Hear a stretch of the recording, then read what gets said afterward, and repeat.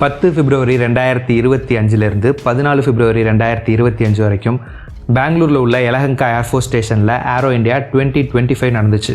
2 வருஷத்துக்கு ஒரு தடவை நடக்கிற ஏஷியாவுடைய மிகப்பெரிய மிலிட்ரி ஏவியேஷன் எக்ஸிபிஷனான ஏரோ இந்தியாவுடைய 2025 எடிஷன் ரொம்பவே ஸ்பெஷலானது. ஏரோ இந்தியா 2025ல் யூஎஸ், ரஷ்யா இந்த 2 நாடுகளுடைய 5th ஜென்ரேஷன் போர் விமானங்களும் கலந்துக்கிட்டது தான் இந்த எடிஷன் ஏரோ இந்தியாவுடைய ஹைலைட்டாக அமைஞ்சது.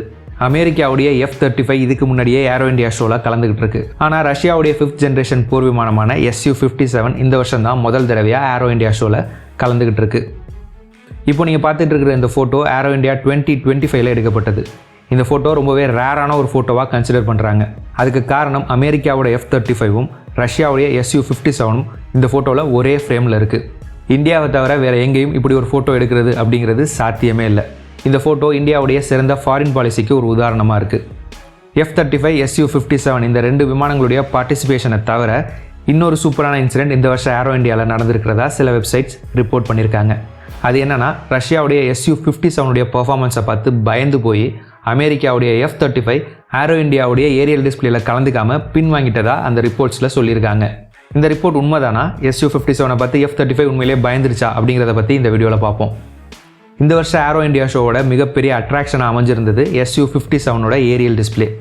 Su-57 விமானத்தை ரஷ்யாவுடைய star test pilot Sergey Bogdan இயக்குனார். எலஹங்காவில் கூடியிருந்தவங்க எல்லாரும் வியந்து போகிற அளவுக்கு பல காம்ப்ளெக்ஸான மனுவர்ஸை பெர்ஃபார்ம் பண்ணி Su-57உடைய பவர், எஜிலிட்டி, அதோடைய கட்டிங் எட்ஜ் டெக்னாலஜி எல்லாத்தையும் டிஸ்பிளே பண்ணினார் ரஷ்யன் பைலட். Su-57ஓட ஏரியல் டிஸ்பிளே அந்த விமானத்தோட ஏரியல் சுப்ரீமசிக்கு ஒரு எக்ஸாம்பிளாக அமைஞ்சுது. இந்த வருஷம் ஏரோ இந்தியா ஷோவில் யூஎஸ் கலந்துப்பாங்களா அப்படிங்கிறது சந்தேகமாக தான் இருந்துச்சு.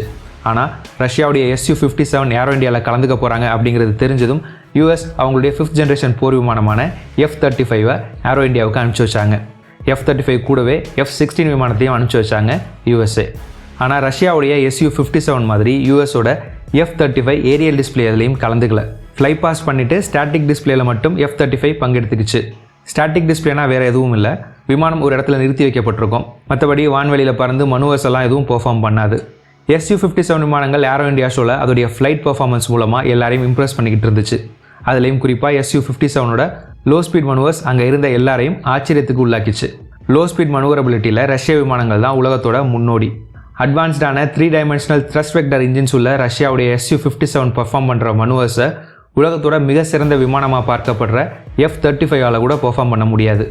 Su-57உடைய மனுவர்ஸை பார்த்ததுக்கப்புறம் F-35ஓட பெர்ஃபார்மன்ஸை பார்த்தா F-35ஓட பெர்ஃபார்மன்ஸ் கொஞ்சம் அன்இம்ப்ரெசிவாக தான் இருக்கும். மனுவர்ஸ் F-35உடைய கேப்பபிலிட்டியை குறைச்சி காட்டிடக்கூடாதுங்கிறதுனால ஒரு ஸ்ட்ராட்டஜிக் சாய்ஸாக F-35 ஏரியல் டிஸ்பிளேல கலந்துக்கிறத தவிர்த்து இருக்கலாம்னு சில டிஃபென்ஸ் எக்ஸ்பர்ட்ஸ் நம்புகிறாங்க. அப்போது F-35 விட Su-57 தான் பெஸ்ட்டாக அப்படின்னு கேட்டிங்கன்னா அதுதான் இல்லை. Su-57 அதிபயங்கரமான மனுவர்ஸை பெர்ஃபார்ம் பண்ணலாம். ஆனால் மனுவர்ஸ் மட்டுமே ஒரு விமானத்துடைய எஃபிஷியன்சியை தீர்மானிக்காது. Su-57உடைய கீ ஸ்ட்ரென்த் அதோடைய மனுவர்ஸ். அதாவது Su-57ஆல் ஹை ஸ்பீடில் பறந்து வந்து பிரேக் அடித்த மாதிரி நடுவானத்தில் அதோடைய ஸ்பீடை டக்குன்னு குறைக்க முடியும், ஷார்ப்பாக திரும்ப முடியும், தலைகீழாக பறக்க முடியும், படுவேகமாக சுற்றி சுழல முடியும். அதே சமயம் F-35உடைய கீ ஸ்ட்ரென்த் அதோடைய ஸ்ட்ரென்த்லையும், பியாண்ட் விஷுவல் ரேஞ்ச் என்கேஜ்மெண்ட்லையும், அட்வான்ஸ்ட் சிச்சுவேஷனல் அவேர்னஸ்லையும், hi-tech data links, passive electronic sensors, radars உட்பட பல கட்டிங் எட்ஜ் ஃபீச்சர்ஸ் உள்ள அதோடைய அட்வான்ஸ்டான ஏவியானிக்ஸ்லையும் இருக்குது. F-35ல் இருக்கிற சொஃபஸ்டிகேட்டடான ஏவியானிக்ஸும் டெக்னாலஜிஸும் போர்க்களத்தில் பைலட்ஸுக்கு ரொம்ப உதவியாக இருக்கும். அதில் இருக்கிற டெக்னாலஜிஸ் எல்லாத்தையும் பயன்படுத்தி கண்ணிமிக்கிற நேரத்தில் எதிரி விமானத்தை வீழ்த்துற திறன் F-35 விமானத்துக்கு இருக்குது. ஏரோ இந்தியா மாதிரியான எக்ஸிபிஷன்ஸில் ஆடியன்ஸுக்கு முன்னாடி பர்ஃபார்ம் பண்ணும்போது F-35ஆல் அதோடைய டெக்னாலஜிக்கல் சுப்பீரியாரிட்டியை வெளிக்காட்ட முடியாது. அதே சமயம் F-35 அளவுக்கு டெக்னாலஜிக்கல் சுப்பீரியாரிட்டி இல்லைனாலும் Su-57 பல விதமான மனுவர்ஸை பெர்ஃபார்ம் பண்ணி ஏரியல் டிஸ்பிளேவை பார்க்குற ஆடியன்ஸை ஈஸியாக இம்ப்ரெஸ் பண்ணிடும். கண்ணுக்கு தெரியாத விஷயத்தை விட கண்ணுக்கு தெரிகிற விஷயம்தான் மக்களை ஈஸியாக இம்ப்ரெஸ் பண்ணும். அதனால் F-35, Su-57 ஆகிய 2 விமானங்களோட ஏரியல் டிஸ்பிளேவையும் அடுத்தடுத்து பார்க்குறவங்களுக்கு Su-57 தான் F-35 விட சுப்பீரியரான விமானம் அப்படிங்கிற தப்பான இம்ப்ரெஷனை ஏற்படுத்தும். இதை தவிர்க்க தான் USA ஏரோ இந்தியாவுடைய ஏரியல் டிஸ்பிளேயை தவிர்த்திருப்பாங்க அப்படின்னு சொல்லப்படுது. சில வெப் ஆர்டிகல்ஸில் ஏரோ இந்தியாவில் Su-57 பண்ணின பெர்ஃபார்மன்ஸை பார்த்து பயந்து போய் அமெரிக்கா அவங்களுடைய F-35 பெர்ஃபார்ம் பண்ண வைக்கல அப்படின்னு சொல்லியிருக்காங்க. ஆனால் அது உண்மை இல்லை. ஏரோ இந்தியா ஆரம்பிக்கிறதுக்கு பல நாட்களுக்கு முன்னாடியே F-35 உடைய ஸ்டாட்டிக் டிஸ்பிளே மட்டும்தான் ஏரோ இந்தியாவில் இடம்பெறணும். F-35 உடைய ஏரியல் டிஸ்பிளே எதுவும் ஏரோ இந்தியாவில் இருக்காதுன்னு US சொல்லிட்டாங்க. டெமான்ஸ்ட்ரேஷன் டீமுடைய அவைலபிலிட்டி இல்லாததுனால தான் அமெரிக்கா F-35 உடைய ஏரியல் டெமான்ஸ்ட்ரேஷனை கேன்சல் பண்ணிட்டதா அமெரிக்கன் சைடில் சொல்லப்படுது. ஆனால் பல டிஃபென்ஸ் அனலிஸ்ட் டெமான்ஸ்ட்ரேஷன் டீம் இல்லை அப்படின்னு US சொல்கிறது ஒரு சாக்கு தான் நம்புகிறாங்க. ஏன்னா பல வருஷமாக இது மாதிரியான எக்ஸிபிஷன்ஸில் ரஷ்ய விமானங்களோட நேரடி போட்டிகளை US தொடர்ந்து தவிர்த்துக்கிட்டு வராங்க. அதோட கண்டினியூஷனாக தான் ஏரோ இந்தியா 2025 உடைய ஏரியல் டிஸ்பிளேல F-35 கலந்துக்கலன்னு சொல்லப்படுது. ஏரோ இந்தியாவில் USAவும் ரஷ்யாவும் போட்டி போட்டுட்டு கலந்துக்கிட்டதுக்கு பின்னாடி இருக்கிற காரணத்தை இப்போ பார்ப்போம். பாகிஸ்தான் ஏர்ஃபோர்ஸையும் சைனீஸ் ஏர்ஃபோர்ஸையும் எஃபிஷியண்ட்டாக எதிர்கொள்ள இந்தியன் ஏர்ஃபோர்ஸுக்கு 5th ஜென்ரேஷன் போர் விமானம் தேவைப்படுது. இந்தியா உள்நாட்டிலேயே 5th ஜென்ரேஷன் போர் விமானத்தை தயாரிக்க முடிவு பண்ணியிருக்காங்க. அதுக்கான வேலைகளும் நடந்துகிட்டு இருக்கு. ஆனால் 5th ஜென்ரேஷன் போர் விமானத்தை தயாரிக்க இன்னும் சில வருஷங்கள் ஆகும். அதனால ஸ்டாப் கேப் மெஷராக இந்தியா 5th ஜென்ரேஷன் போர் விமானங்களை வாங்குறதுக்கு ஒரு சின்ன வாய்ப்பு இருக்குது. அதனால எப்படியாவது இந்தியா கிட்ட அவங்களுடைய 5th ஜென்ரேஷன் போர் விமானத்தை விற்க USAவும் ரஷ்யாவும் முயற்சி பண்ணுறாங்க. அவங்களுடைய ஹைடெக் வெப்பன்ஸை டிஸ்பிளே பண்ணுற ஒரு பிளாட்ஃபார்மாக ஏரோ இந்தியாவை வெளிநாடுகள் பயன்படுத்துகிறாங்க. அதனால ஏரோ இந்தியாவில் அவங்களுடைய பெஸ்ட் ஏர்க்ராஃப்டை டிஸ்பிளே பண்ணி இந்தியாவை இம்ப்ரெஸ் செஞ்சு அவங்களுடைய விமானத்தை விற்க இந்த 2 நாடுகளும் முயற்சி பண்ணியிருக்காங்க. இந்த ஏரோ இந்தியா ஷோவில் ரஷ்யா ஒரு நல்ல டீலை இந்தியாவுக்கு ஆஃபர் பண்ணியிருக்காங்க.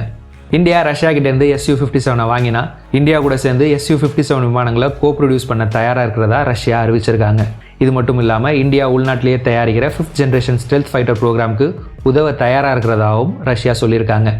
ஆக்சுவலாக இந்தியாவுக்கும் Su-57க்கும் ஒரு கனெக்ஷன் இருக்குது. 2010 இந்தியாவும் ரஷ்யாவும் இணைஞ்சு 5th ஜென்ரேஷன் ஃபைட்டர் ஏர்க்ராஃப்ட் அப்படிங்கிற ஒரு ஸ்டெல்த் விமானத்தை தயாரிக்கிறதா இருந்தாங்க. இந்த FGFA விமானம் Su-57 விமானத்தை அடிப்படையாக கொண்டு தான் உருவாக்கப்படுறதா இருந்துச்சு. ஆனால் இந்த ப்ராஜெக்டில் ஏற்பட்ட டிலேஸ், டெக்னாலஜி டிரான்ஸ்ஃபரில் ஏற்பட்ட பிரச்சனைகள் உட்பட பல்வேறு காரணங்களால் 2018 இந்தியா இந்த ப்ராஜெக்ட்லேருந்து வெளியேறி தனியாக AMCA ப்ராஜெக்டை ஆரம்பித்தாங்க. இந்தியாவுக்கும் Su-57க்கும் இருக்கிற இந்த கனெக்ஷனை பயன்படுத்தி இந்தியா கிட்ட எப்படியாவது Su-57 விற்க ரஷ்யா முயற்சி பண்ணுறாங்க. USA ரஷ்யா மாதிரி ஏரோ இந்தியா ஷோ அப்போ இந்தியாவுக்கு எந்த டீலையும் ஆஃபர் பண்ணலை. ஆனால் இந்தியன் பிரைம் மினிஸ்டர் திரு நரேந்திர மோடி அவர்கள் அமெரிக்காவுக்கு போயிருந்தப்போ இந்தியாவுக்கு ஆயுத விற்பனையை அதிகப்படுத்த போகிறதா அறிவித்த US president Trump F-35 stealth விமானங்களை இந்தியாவுக்கு விற்க வழிவகை செய்ய போகிறதாகவும் பேசியிருந்தார். ரஷ்யா மாதிரி US இந்தியாவுக்கு இன்னமும் அஃபிஷியலான ஆஃபர் எதையும் கொடுக்கல.